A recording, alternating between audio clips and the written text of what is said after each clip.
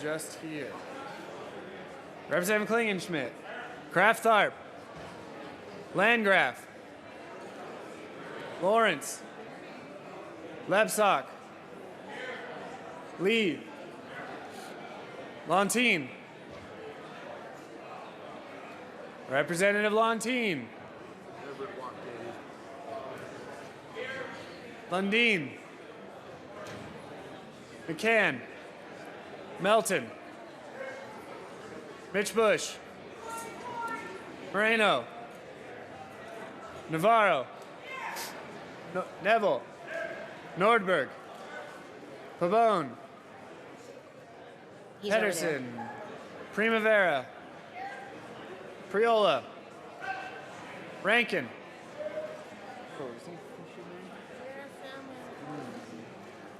Ransom. Rosenthal. Rupe.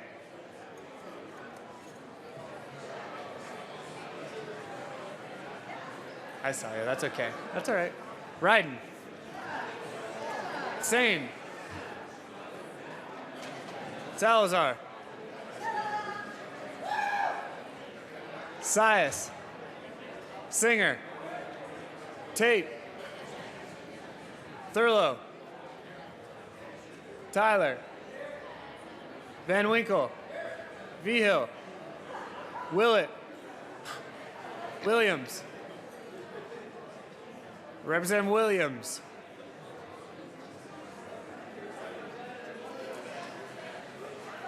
Wilson. Windholes. Winter. Young. Thank you. Madam Speaker. Here.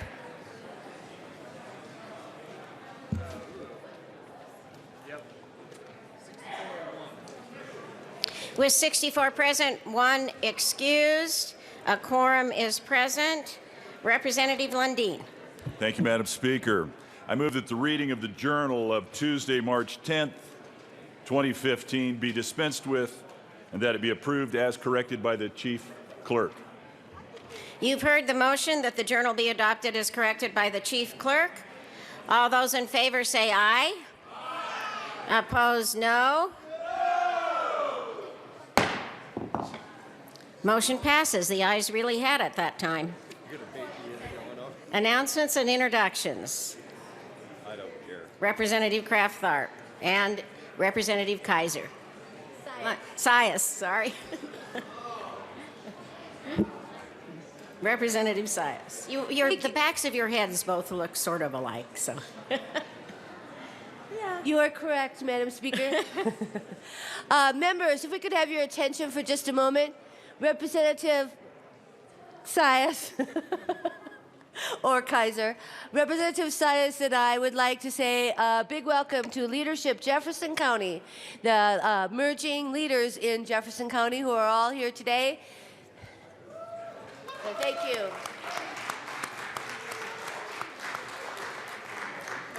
We'd like to thank you all for being here. Enjoyed our conversation this morning with us and other members of the Jefferson County delegation from the House and the Senate. Appreciate the good questions and look forward to working with you.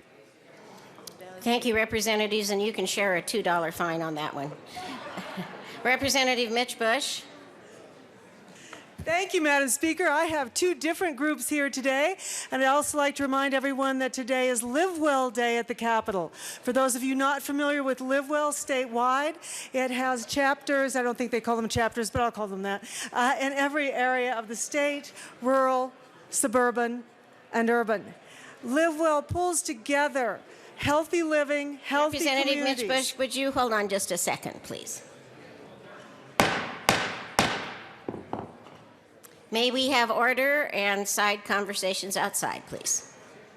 Please proceed, Thank you, Madam Chair. As I was saying, Live Well statewide has chapters in rural areas, suburban areas, urban areas. It pulls together communities around healthy living issues. It works with schools. It works with law enforcement. It works with local businesses. And I would particularly like to introduce 2 of my Live Well constituents who are on the floor today. And yes, I will take the fine, Madam Speaker. Barb Parnell, who is really the guiding force behind Live Well Northwest Colorado, Colorado, and Karen Massey, who is our Route County Extension Agent and the current Steering Committee Chair for Live Well. Yoo-hoo! $2 fine. Representative Mitch Bush. Thank you, Madam Speaker. We also have with us here today, and I don't know if they're on the floor in the gallery, members of the creative industries of Colorado, which includes all of the creative arts, from fabrics and textiles to painting to music to dance. So let's give them a big welcome, and remember they are a critical part of our economy as well as our quality of life. Woohoo! Representative Lawrence. And everyone else. Thank you, proceed. Madam Speaker.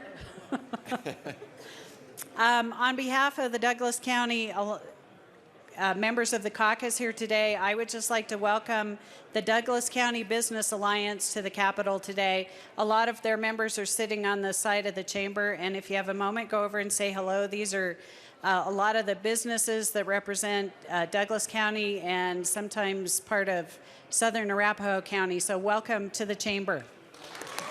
Representative Neville. Thank you, Madam Speaker. There's a lot of different chambers and business alliances out here, but Douglas County is by far the best. So thanks for being here today. So that's a $4 fine unless, does somebody else want to talk here? Thank you, representatives from Douglas County, and welcome Douglas County. Representative Arndt. Thank you, Madam Speaker. I'd like to introduce Colorado State University Arts Advocacy graduate students who are here today. Thanks for coming. Have a good day. Representative Primavera. And Representative Rupe. Thank you, Madam Speaker. As Representative Mitch Bush was so kind to do, we're here to talk about Live Well. So Live Well Colorado is having its day at the Capitol this morning. We would like to recognize the staff and community members who are here today representing Live Well and 22 locally led Live Well communities. Many may have scheduled meetings with you today and may be sending cards in to talk. Representative Rupe, would you give me 2 seconds, please? Yes, Madam Chair. There's nothing in the rules about jump rope in the well, particularly when other people are speaking. So please, yes, thank you. Please proceed, Representative Rupe. Thank you, Madam Speaker. So many may have scheduled meetings with you today or may be sending cards in to talk to us about local issues. Live Well Colorado is a statewide nonprofit whose mission is to reduce obesity in Colorado through healthy eating and active living. And more than 1 million Coloradans are reached through Live Well's efforts to advance community-based healthy eating and active living initiatives and programs. Representative Primavera. Thank you, Madam Speaker. Obesity is one of today's most critical public health problems, and being either obese, and we know who we are, or overweight increases the risk for many chronic diseases such as heart disease, type 2 diabetes, certain cancers, and stroke. Obesity disproportionately impacts racial, ethnic, low-income, and other vulnerable populations. And for the first time in U.S. history, our children have shorter projected lifespans than we do. Colorado is America's leanest state, but 56% of Colorado adults are overweight or obese. 24.5% of Colorado children are overweight or obese, and by 2020, it's projected that only 1 in 3 Colorado adults will be at a healthy weight. So Live Well Colorado has provided jump ropes to all of us today to encourage our own physical activity, and you'll all find these on your desk. So now we have a group of volunteers who want to show Colorado how to jump rope and how to do it for the health of it. So could we have our volunteers, please? Are there further announcements and introductions? Seeing none. Oh, Representative McCann. Sorry, I wanted to see how many jumps she could make. So, It's. Madam Speaker, congratulations. Excuse me for a minute, Representative McCann. It's obvious that spring fever has hit the House of Representatives this morning, and I know we're all anxious to get out there and exercise. We have a little business to do first, so I would ask for order, please. This is the chamber of the House of Representatives of the state of Colorado. Representative McCann. Thank you, Madam Speaker. And I just wanted to join with the others who are complimenting the work of Live Well Colorado. They have been very active in my district, House District 8, Northeast and Central Denver, and they've just done a magnificent job. I get emails about what they're doing and have really helped raise the awareness of healthy living and exercising, healthy eating in my district. We have a bit of a food desert in my district, so it's always appreciated when people are out working in my district to help people stay healthy. So thank you, Live Well. Are there further announcements or introductions? Seeing none, the next order of business.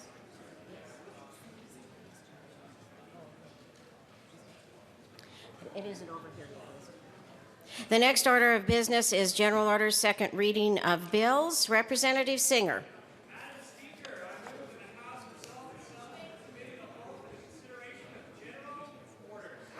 You have heard the motion. If there are no objections, Representative Singer will take the chair.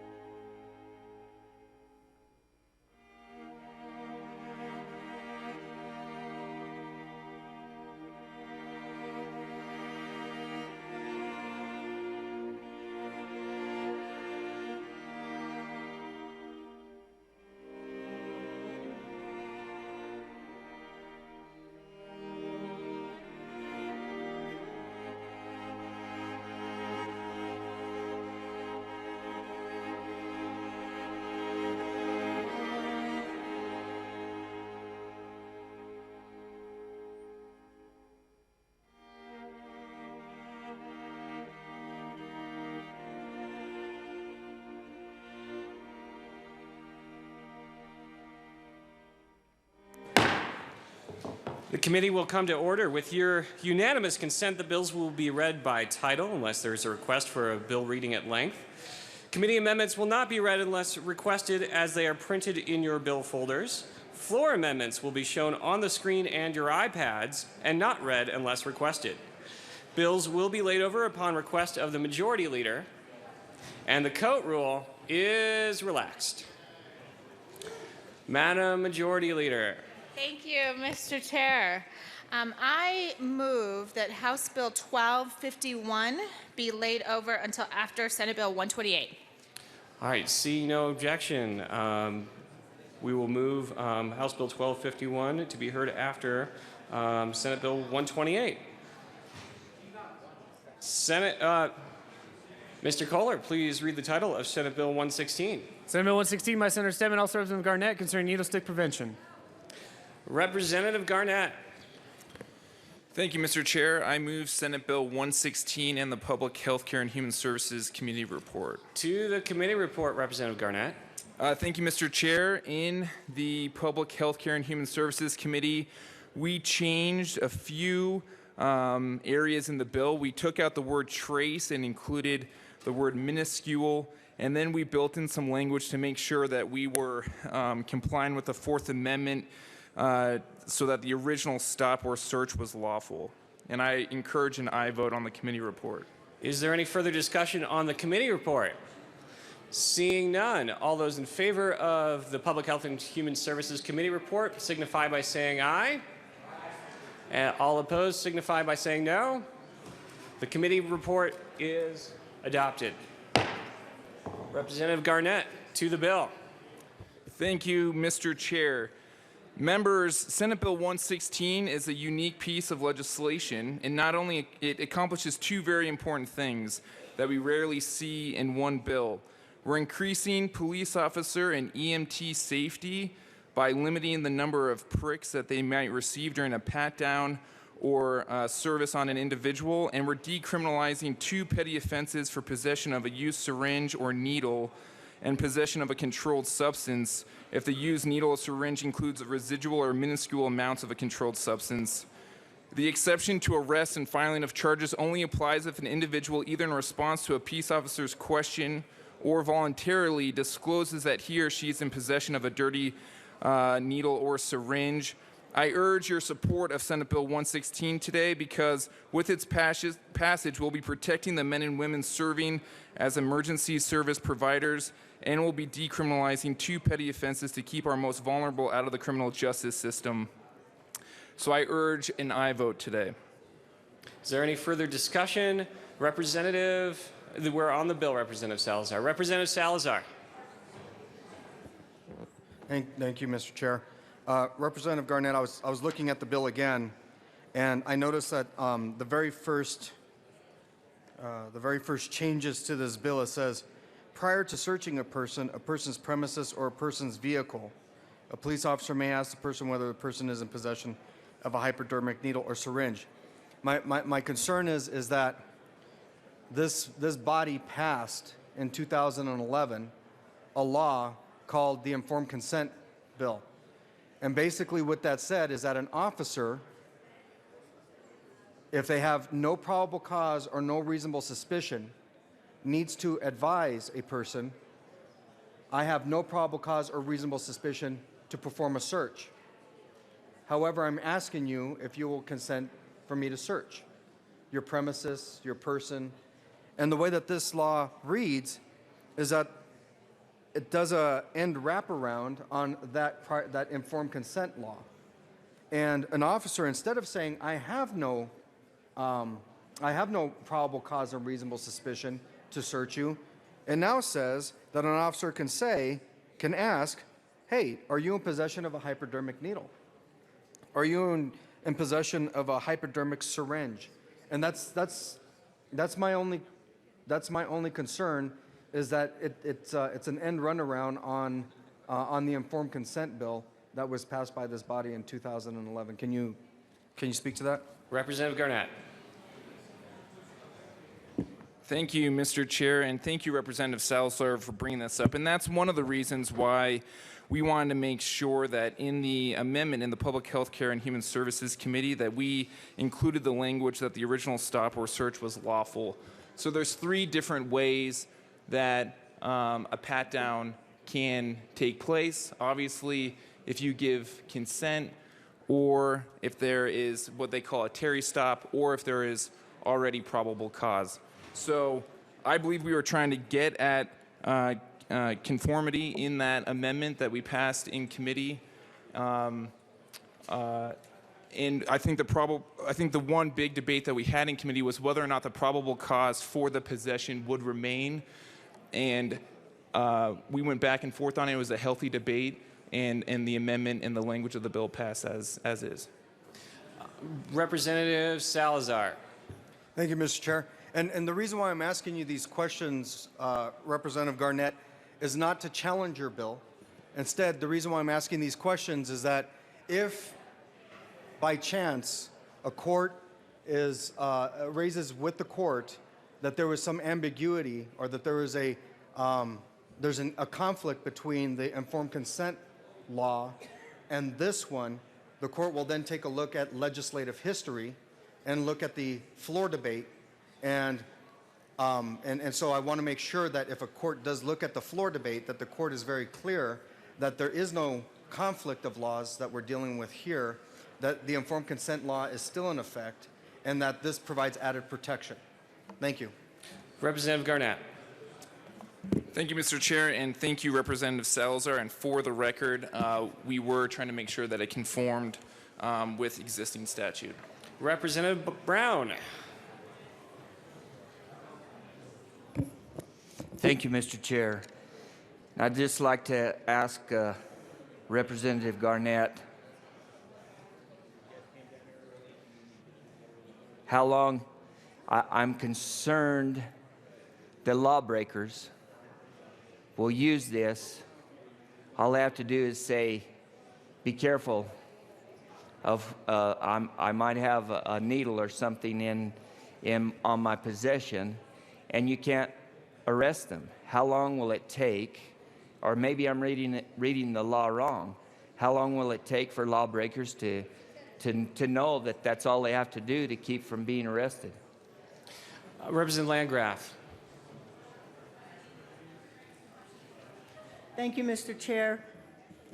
In committee, we heard that this would protect somebody from the actual needle and they would not be arrested for the paraphernalia. But if they have drugs on them, they will still be arrested. So it won't affect, the overall case. It's just to protect the police officer or whoever is searching from getting stuck with a needle, which could lead to a lot of health issues. So it's really a protection issue. Representative Garnett. Thank you, Mr. Chair, and thank you, Representative Brown and Landgraf. It really is a sort of a combination of two things. I think it is a public safety concern. We're making sure that our emergency medical technicians and our police officers in the field are being protected from needle pricks, which in 2012, 12 of them happened in Denver County alone. And we're reducing the number of blood-borne pathogens that will be passed through being pricked by these needles. And we worked in a stakeholder process with the law enforcement community to make sure that you might not be charged with the two petty offenses of possession of a syringe or a residual or minuscule amount of an illegal substance in that used syringe, but that there still remains probable cause for possession of that needle. So it wouldn't stop a further search, but it does keep high-end users who use a lot of taxpayer dollars going in and out of the justice system and through the courts out of the system, and making sure that we are decriminalizing these two petty offenses. Representative Brown. Thank you, Mr. Chair. And Representative Garnett, then, I guess if I'm hearing you right, what you're saying is just because they say that I might have something that would be dangerous on my possession, doesn't necessarily mean that they will not be arrested. Because I'm concerned that lawbreakers will just use this, and they told you that they won't have anything on their, or they might have something on their possession, and immediately law enforcement cannot arrest them for anything. Representative Garnett. Thank you, Mr. Chair, and thank you, Representative Brown.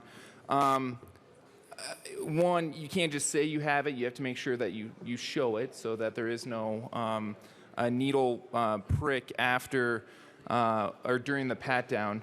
We are decriminalizing these two crimes, which I think is really important for our high-end users, trying to keep them out of the system and making sure that we aren't just putting them in jail, but it doesn't stop probable cause from moving forward if there are other crimes that are being committed. Is there any further discussion on Senate Bill 116?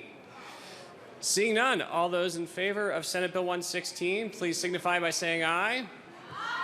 All those opposed, no. Senate Bill 116 is passed. Mr. Kohler, please read the title of Senate Bill 128. Senate Bill 128 by Senator Carroll, also Representatives Landgraf and Primavera, concerning reports to law enforcement by medical facilities with the consent of a victim of a sexual assault. Representative Primavera and Landgraf. Start with Thank Representative you, Landgraf. Mr. Chair. I move Senate Bill 128 and ask for a yes vote. Is there any further discussion? Representative Primavera. Thank you, Mr. Chair. Senate Bill 128 does a couple of things. It clarifies what the word licensee is to include a nurse in the facility. It also clarifies the types of reports that can be made to law enforcement and that these reports should be based on victim choice. It gives a new kind of reporting option as an anonymous report. People can collect evidence, but they can also be stored with a unique identifying number so that the victim isn't identified. This bill is all about victim choice, empowering rape victims, and this type of crime is the most personal crime that you can have, and so it's really important that victims be able to be the ones to decide if and when it's reported to law enforcement. And that's what Senate Bill 128 is all about. Is there any further discussion on Senate Bill 128? Seeing none, all those in favor of Senate Bill 128, please signify by saying aye. Aye. Any opposed? No. Senate Bill 128 is passed. Madam Majority Leader. Thank you, Madam Chair. The I'll next take it. bill up was House Bill 1251. I'm going to move to lay over House Bill 1251 until Friday, March 13th. Is there any objection? Seeing no objection. Senate Bill 1251 will be laid over. Mr. Assistant Majority Leader. Thank you, Mr. Chair. I move the committee rise and report. You've heard the motion. Is there any objection? Seeing none, the committee will rise and report.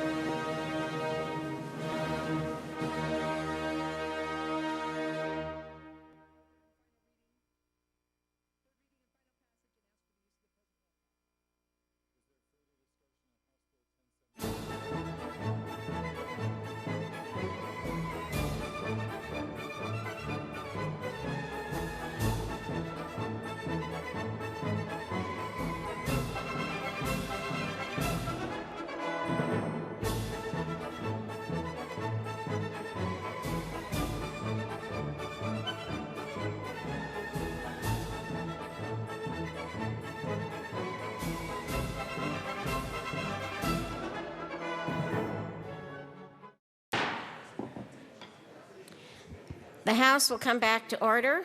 Mr. Kohler, please read the report of the Committee of the Whole. Madam Speaker, Committee of the Whole begs leave to reports under consideration of the following attached bills being second reading thereof and makes following recommendations thereon. Senate Bills 116 amended, Senate Bill 128 passed on second reading in order to revise the place all on counter for third and final passage. House Bill 1251 laid over until March 13, 2015, retaining its place on the calendar.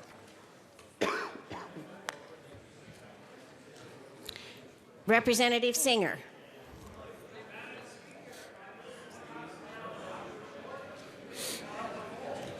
You have heard the motion, and there are no amendments. The question before the House is the adoption of the report of the Committee of the Whole. Mr. Kohler, please open the machine, and members proceed to vote.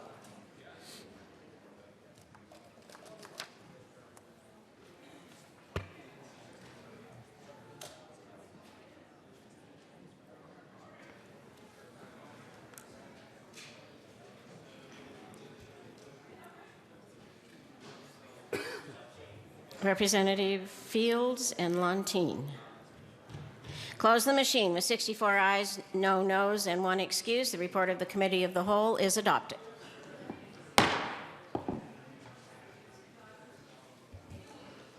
So we have a message from the Senate. Madam Speaker, the Senate has adopted and transmits herewith Joint Resolution 12. Introduction of resolution.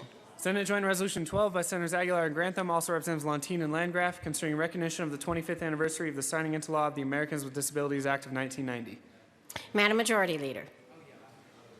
Thank you, Madam Speaker. I move to suspend the rules for the immediate consideration of SJR 12.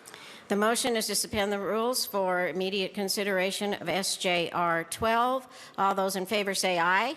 Aye. Opposed, no. Motion passes. Representative Lontine and Representative Landgraf.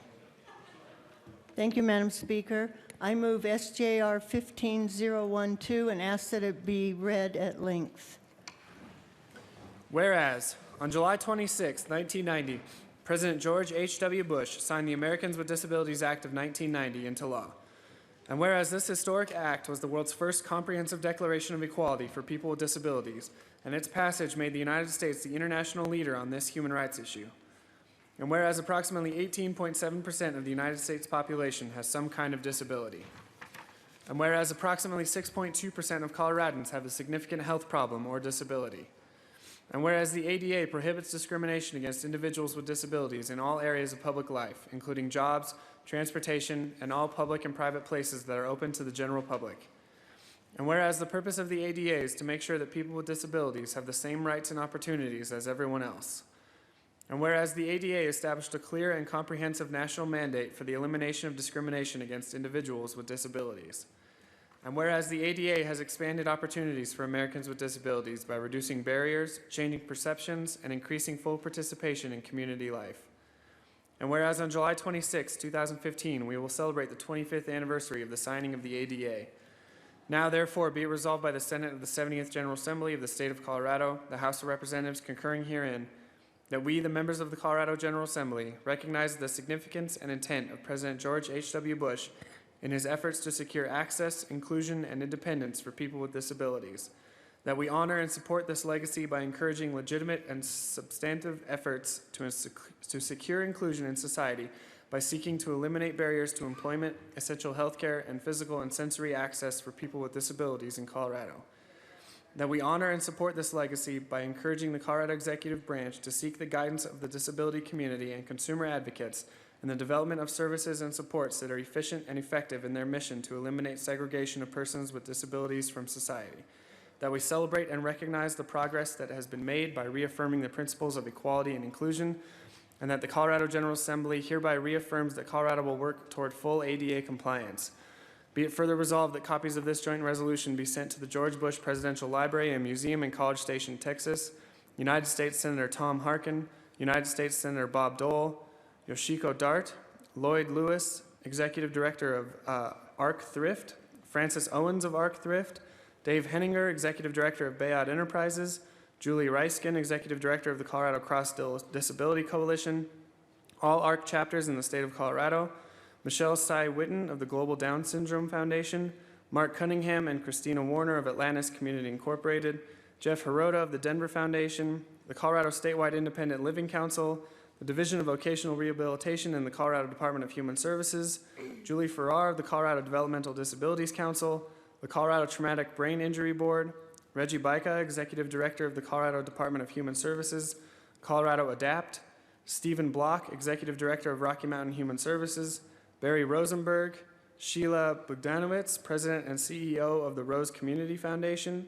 Sue Birch, Executive Director of the Colorado Department of Healthcare Policy and Financing, Joelle Broner, Director of Community Access at the State of Colorado Division of Vocational Rehabilitation, the Colorado Advisory Council for Persons with Disabilities, Josh Winkler, the State Rehabilitation Council, Mary Ann Harvey and Randy Chapman of Disability Law Colorado, Tim Fox and Amy Robertson of the Civil Rights Education and Enforcement Center, Scott Labar, President of the National Federation of the Blind of Colorado, Peter Conrad, Dace West, Executive Director of Mile High Connects, Julie Dedden, Executive Director of the Colorado Center for the Blind, the Colorado Association of the Deaf, the National Alliance for the Mentally Ill, Colorado, the Disability Business Technical Assistance Center in Colorado Springs, the Brain Injury Association of Colorado, Romaine Pacheco, Director of the Governor's Office of Boards and Commissions, Disability Advocate Kristen Castor of Pueblo, Disability Advocate Hope Krause of Fort Morgan, Disability Advocate Rochelle Larson of Grand Junction, and the Association of Colorado Centers for Independent Living. Representative Landgraf. Thank you, Madam Speaker. The Americans with Disability Act represents the most extensive piece of legislation passed to help people with disabilities overcome their limitations. Nearly 1 in 5 Americans are challenged with a disability. Please think about that for a minute. Think about our many routine tasks that may be a daily challenge or obstacle for millions of Americans. The Americans with Disabilities Act has helped the disabled become an integral part of society, attain productive and important jobs, participate in activities, and experience life more completely. I am honored to carry this resolution with Representative Lontine, recognizing the 25th anniversary of this landmark legislation that ensures achieving the American dream remains possible for everyone. I started my morning at the Brain Injury Alliance for Colorado breakfast along with Representatives Esgar and Senator Garcia, and it's people who are able to access organizations like that who have benefited so greatly from the Americans with Disabilities Act. I can tell you that until you walk in the shoes of somebody who's disabled, until you live that life, you have no idea how these types of accessible changes affect a person's life. Representative Lontine. Thank you, Madam Chair. As I am not really able to speak today, Representative Landgraf has kindly offered to read some remarks from the Colorado Cross Disability Coalition, and thank you so much for your support. Representative Landgraf. Thank you, Madam Speaker. Speaking for Representative Lontine, the Americans with Disability Act was signed into law by President Bush on July 26, 1990. This law started efforts to end the segregation of people with disabilities and to open doors literally and figuratively to opportunity as well as a fair shot at the pursuit of happiness. When President Bush signed this law, he so aptly described the implications of this legislation when he proclaimed, "I now lift my pen to sign this Americans with Disabilities Act and say, let the shameful wall of exclusion finally come tumbling down." Who does this affect? Approximately 56.7 million people, or 18.7% of the 303.9 million people in the civilian, non-institutionalized population living in the United States has some kind of disability in 2010. And about 12.6% had a severe disability. Do you want me to read all of this? You don't have to. Okay. I'm going to, how does the ADA work? The ADA prohibits discrimination based on disability by providing for accessibility in public accommodations, public facilities, commercial facilities, telecommunications, and as appropriate for reasonable accommodations to employees with disabilities. The ADA helps accomplish this incredible change and takes the interests of the business community into account with provisions for removing architectural barriers in existing facilities in a readily achievable manner. 6? Actually, I don't know if you 7? Okay. An organization many of you know, the Colorado Cross Disability Coalition, also known as CCDC, a statewide organization for people with all types of disabilities, was initially started to ensure implementation of the ADA in Colorado. Like the ADA, Colorado Cross Disability Coalition is celebrating its 25-year anniversary. CCDC's role gradually expanded to include efforts to secure inclusion and independence for people with disabilities all over Colorado, seeking fulfillment of the dream that leaders like President Bush, Senator Harkin, and Senator Bob Dole sought through passage of the ADA. Today in Colorado, we are honored to celebrate this dream through the presence of the nationwide ADA Legacy Tour and with a march from Atlantis Community Center, the second independent living center in the country, right here in Colorado, to the Capitol to commemorate the work of President Bush and others in the passage of the Americans with Disabilities Act. With that, I would ask for your support. There further discussion. Representative Danielson. Oh, Representative Salazar. Thank you, Madam Speaker. Thank you, Representatives Landgraf and Lontine. The ADA is actually one of the best legacies of the Bush presidencies.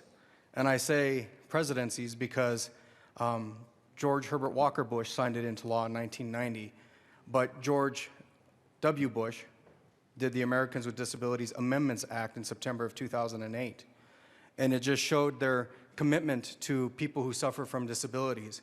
I've had the privilege and oftentimes the humbling experience of representing hundreds of people under the ADA with some of the most debilitating conditions that one would never wish upon anybody else.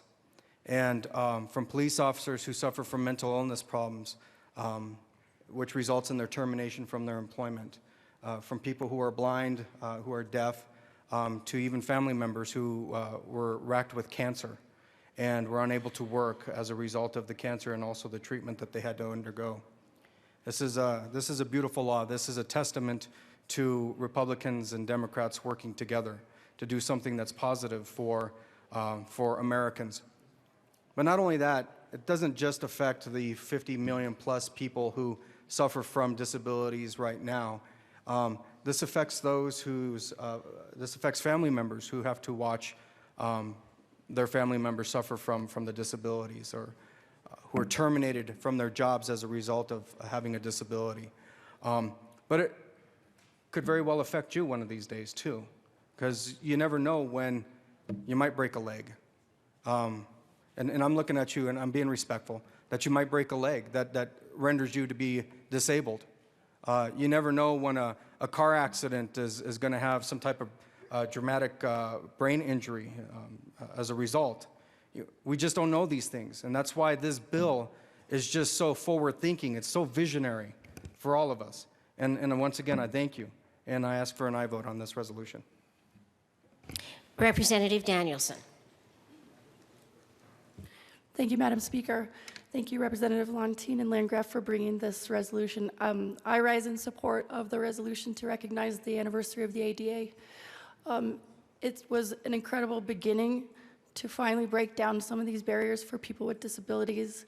I worked in an independent living center up in Greeley, and I can just say today, the work is not done. And I want to thank the folks in this chamber and the advocates outside.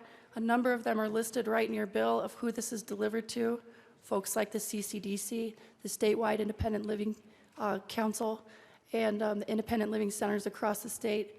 We need them to keep fighting, and we need you to pay attention when they say there's a need. These folks are discriminated against every day, and part of it is just not being able to, for example, walk upstairs. So we need to continue the fight that the ADA began. And I thank you both for bringing the resolution, and I urge your aye vote today. Representative Young.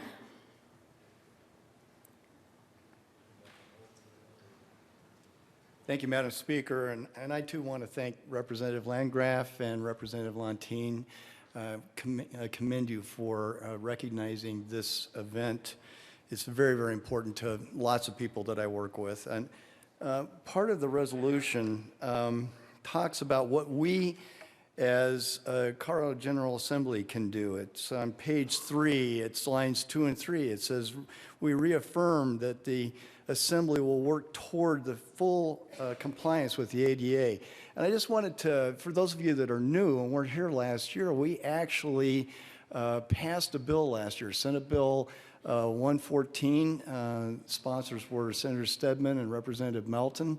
And the community, the disabilities community, came forward and called this the Colorado ADA bill. And really, it took us a while to work through our own statutes and discover those places in our own statutes where we had not addressed the issues of discrimination against those with disabilities, and work through many, many parts of our statutes, but that work is not done. So I wanted to just let you know, if you're wondering, you're sitting in your seat as a legislator, what can I do? Keep combing those statutes and look for those opportunities where we can fix some things and make life easier for people that are challenged with disabilities. Thank you.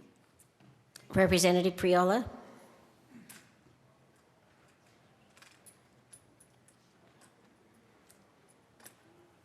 Thank you, Madam Speaker, and members. This is my first time in the well this year, discussing other than moving my bill.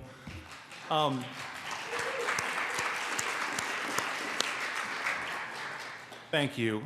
I'm doing better, of course. I don't have to wear the brace anymore. The doctor said that's fine. I should be able to stand on it without the crutches in a couple of weeks. But I wanted to come down and express support for SJR 12, in that, you know, the old saying is you have to walk a mile in a man's shoes to understand. And it's kind of humorous to me how before, when I would go places, it always seemed like the handicap spots were the only open spots. And now that I go places with my little placard, it seems like the handicap spots are the only spots that are all filled up. So, you know, I rise in support of this, and I think it was a landmark piece of legislation back in 1990. I remember it well back when it passed, and it's improved lives of many. If you notice the curb cuts around Denver and so on and so forth, those are ADA compliant, and it's taken years to get there, but they also just help young kids that are on bikes and senior citizens that aren't necessarily in a wheelchair or anything, but there have been many improvements. And my 4-year-old daughter loves using the buttons everywhere we go, so thank you. Representative Arndt. Thank you, Madam Speaker. As a lifelong teacher of special education and teacher preparation for people becoming special education teachers, the American Disabilities Act is absolutely fundamental to our social justice in the United States, and I thank the representatives for bringing this resolution to the floor. You can also think about it in your personal life and your daily life when you're planning events, or even in your own home. You can make your own home ADA compliant so that your visitors, guests, and family members can come in. They can use your restrooms. You can modify where you hold different events. You can also just have a heightened awareness to people who may not be as fortunate as most of us in this body are to be able to move freely. So thank you very much. Representative Quorum. Thank you, Madam Speaker, and thank the sponsors for bringing this very, very important issue before us today. By the grace of God, go I. In 1997, I received a traumatic brain injury, left me with the inability to read, write, or walk unassisted. Now, it was short-term, a couple of months, but during that time, you think about, is this what I'm facing the rest of my life? So it's very important that we have this, and thank you so much for doing this. I know you have a special interest. Thank you. Representative Janal. Thank you very much, Madam Speaker, and I too rise in support of this resolution for the ADA anniversary. I was one of the lucky ones. I was like Representative Priola, on crutches for a year, but prior to that, after being hit by a car, riding a bicycle, I had 2 broken legs, I had a broken shoulder, and I had a head injury as well. And I was in a wheelchair for 3 months. And I'm pretty lucky it was only 3 months, because I know what it's like to go to a store, a grocery store, and have people walk around you like you're not even there. Or having to get from one place to another and depend upon so many kind people for their help. So this bill is personal, and I also understand what it's like.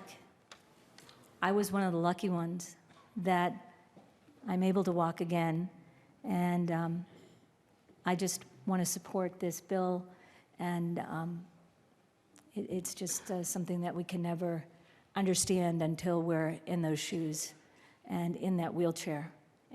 And I'm so glad that I'm out of that, but there's so many other people who need our help. Thank you. Representative Klingenschmidt. Thank you, Madam Speaker. I rise in support of SJR 12. As a military veteran, and many of us have friends or family members, many of us have served in the military, I want to express appreciation for our disabled American veterans. My father-in-law was a veteran of the Korean War, came home and joined the DAV and always supported that. In fact, when he passed away, he left a legacy for them. And I think, when you talk about disabilities, some of those are caused because we send our young men and women to war. And when they come home, they need our full support. So I think this is a good way to honor their legacy, and I rise in support of their service to our country. Representative Tyler. Thank you, Madam Speaker. And I'd like to congratulate and salute the people in this building who come down here and remind us all the time about what we need to be doing. Have you ever heard this before? Hi, I'm Mark Simon, and I represent Mark Simon. You know, he's one of the best civilian or citizen lobbyists you can know. And Julie Farrar is down here a lot, and Ms. Reskin is down here a lot. And I don't want to leave anybody behind, but these people are really important for helping our understanding to move forward to pass some of these bills for the disabled in the state of Colorado. And I want to salute them and the work they do. And the last person I want to mention, and for a particular reason to end on a little bit of a light note, is Chris Hines, who's been around lately. I was in the Costco parking lot the other day, and I saw all those handicapped parking spaces that were full. And I saw signs, and those signs are there and around as part of what we have moved forward in Colorado for education. And there was our good friend Chris Hines on one of those signs just saying, think about me. And so the work that we do, they help us, and they help us understand and move forward. And I want to thank the citizen lobbyists for what they do to help us do our job. Is there further discussion on SJR 12? Seeing none, the question before us is the adoption of SJR 12. If there is no objection, we will take a voice vote. Seeing none, all those in favor of SJR 12, please say aye.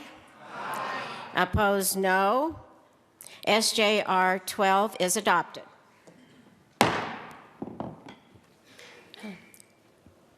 Mr. Kohler, would you please open the machine for co-sponsors? Representative Lontine, do you have introductions? I'd like to please ask that the roll call be added. Representative Lontine, we've already had a voice vote on this, so I'm sorry we didn't have a roll call. But I will ask Mr. Kohler to open the machine for co-sponsors, and there it is.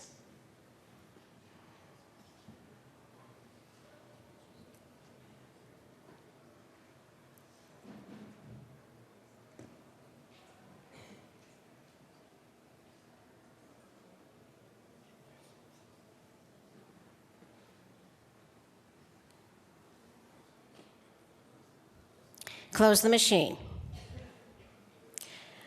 We are at announcements and introductions.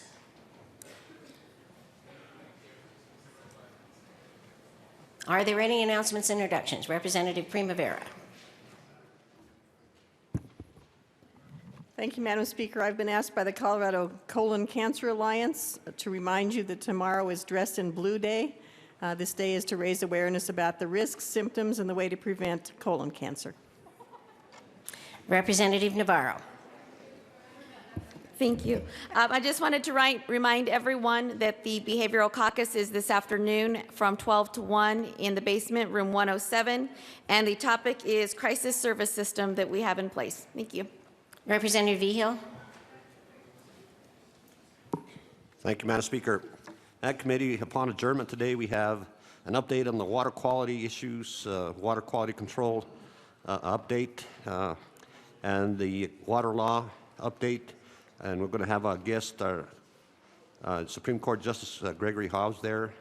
And also this afternoon, you're cordially invited to go meet some of the ag industry leaders and members of the Colorado General Assembly for a legislative reception at Katie Mullins this afternoon from 4:30 to 7:30 in Katie Mullins Irish at 1550 Court Place.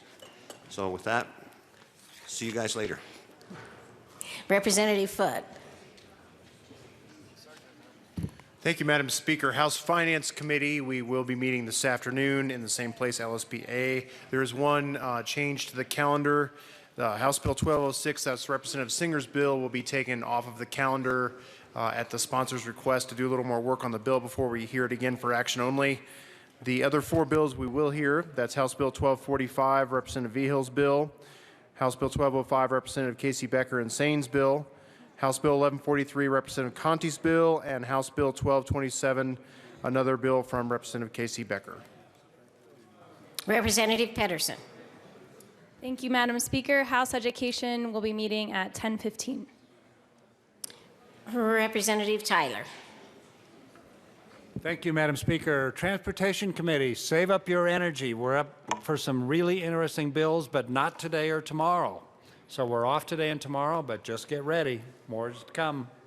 Representative Ryden. Thank you, Madam Speaker. Members of the State Veterans and Military Affairs Committee, we are meeting today. We have one bill, House Bill 1212. And so if we hurry on over there, we can hurry on out of there. Thank you. Representative Lebsack. Thank you, Madam Speaker. Local Government Committee, we meet today at 1:30, and there's two bills. Representative Mitch Bush has 1256, and Representative Rosenthal is 1262. Are there further announcements and introductions? Seeing none, Madam Majority Leader. Thank you, Madam Speaker. I move to lay over the balance of the calendar until tomorrow, March 12th. The motion is to lay over the balance of the calendar until tomorrow, March 12th. Seeing no objection, so ordered.